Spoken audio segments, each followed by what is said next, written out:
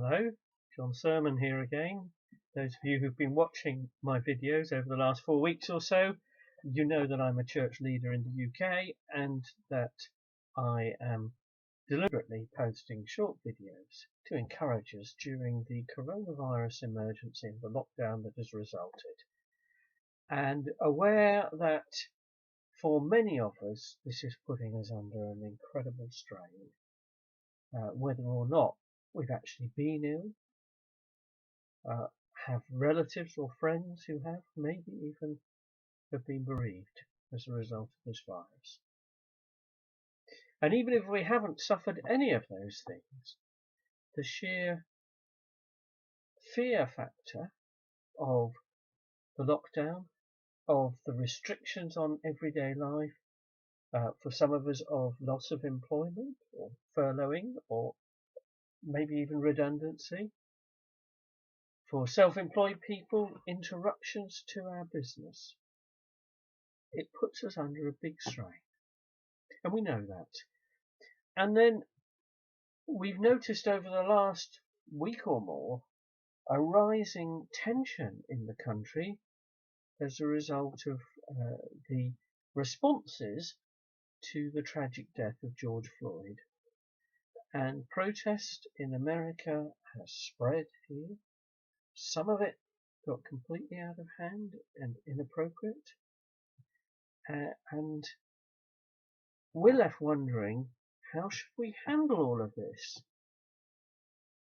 And yesterday I deliberately opened up the subject of forgiveness. And one of the things I said, I'll remind you, was that forgiveness is not saying that the wrong doesn't matter. It's more a question of handing it over to God.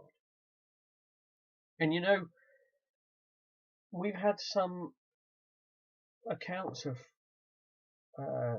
for example, some of the non-white MPs being threatened and abused, and a backlash or counter protest to the protests over racism.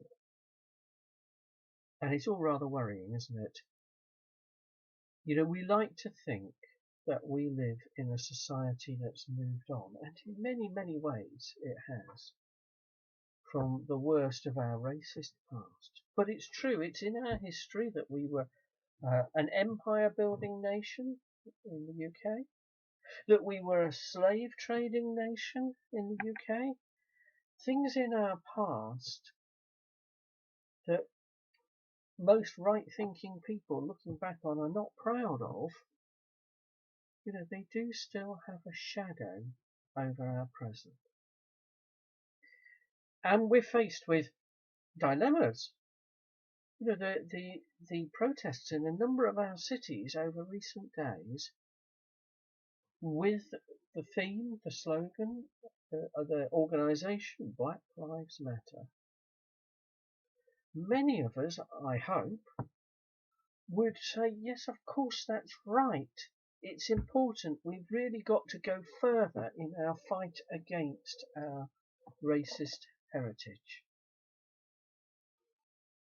And yet at the same time, we're told by the Home Secretary that we shouldn't be gathering at such protests because, of course, under lockdown, mass gatherings are still illegal. And the question that many of us might be facing is this so important that it overrides the public health need not to gather? You know, in the same way, the government have just announced that in another week's time, perhaps, there will be a possibility for some of our church buildings to be open. But not for big gatherings, not for worship together in the way we've known it, but for private prayer only. And even within other, like myself, amongst the church leaders, there's been a concern that the government may not recognise the spiritual importance of being able to gather in God's presence together. Now, all of this is stuff that's difficult for us to work our way through. And if Some of us are tempted to be angry about the protests, the unrests, those aspects of it that's gone wrong. Or even we're recognizing our anger against the police officers involved in the death of George Floyd. And I've opened up the question of forgiveness. Where do we stand on all of this? For example, should we forgive that police officer and the others involved? Well, today, of course, it has been at the start of court proceedings against at least one of the officers. That's been reported. And I said yesterday and repeated today that when we forgive, it's our giving up our right of retribution for a wrong. It is not saying the wrong doesn't matter. And in the same way that I've said we leave it in God's hands, in terms of the rightness of prosecuting a police officer who killed someone in that way, we leave that in the hands of the criminal justice system, and rightly so.